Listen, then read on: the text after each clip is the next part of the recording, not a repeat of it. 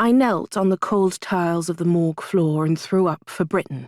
And then, because I'm no nationalist, I threw up for Europe. I brought up my dinner and then my lunch, followed by breakfast.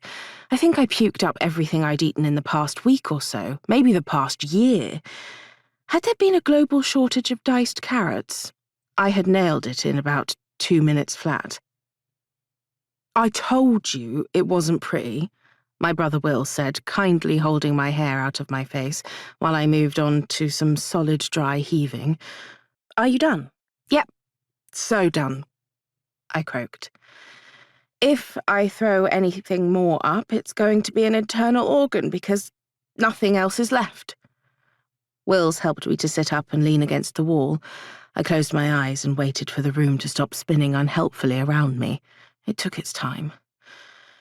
"Thank heavens for small mercies, because I only had one bucket ready," I heard him say. "I did warn you."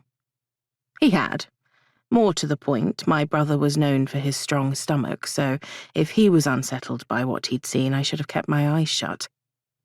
He'd been a policeman for more than a decade, and you see the darker side of life that way. I, on the other hand, was an estate agent, and the worst my job usually exposed me to was bad interior decorating.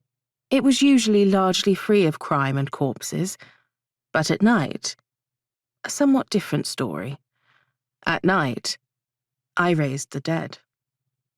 I would have preferred a quiet graveyard. The morgue gave me the creeps, but my brother didn't have the option of checking the residents out for an hour or so at my convenience. So I was back again, surrounded by the recently deceased, salt cellar at the ready, putting a suitable macabre end to my Saturday night. It used to be that Wills was the only person who knew about my power, or so I thought. In recent months, a few more people had worked out my secret, and I'd realised that a few others had known it all along. Still, most of them were dead, or at least undead, so it was still fairly privileged information. Certainly Scotland Yard didn't know yet. I hope to keep it that way.